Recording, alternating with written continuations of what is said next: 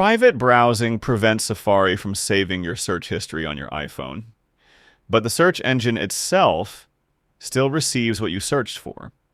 There are ads, suggestions, and more. And if privacy matters to you, there's a stronger option than Google built into your iPhone without installing any app. Open Settings, then go to Apps,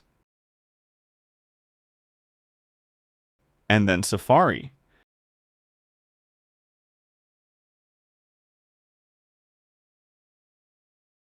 Tap Search Engine,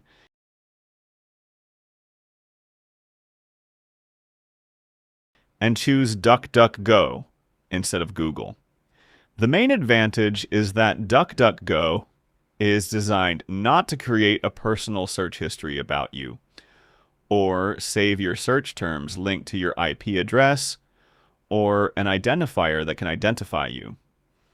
The ads that may appear in the search results are also based on what you're searching for at that moment, not on an accumulated profile of your interests in previous searches.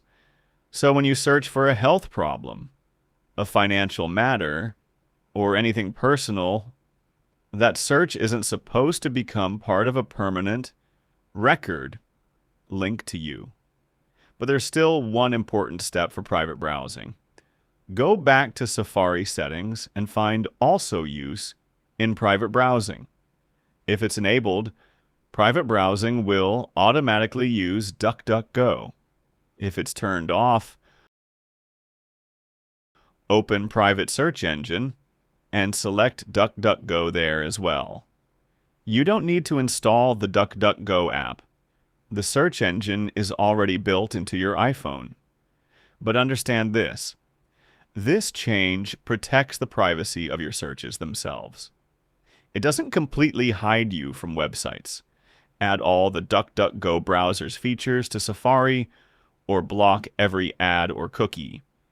Is DuckDuckGo the best at everything? No.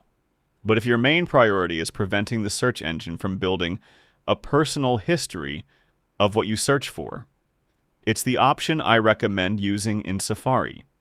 Now, open the setting and tell me in the comments, was yours set to Google or DuckDuckGo?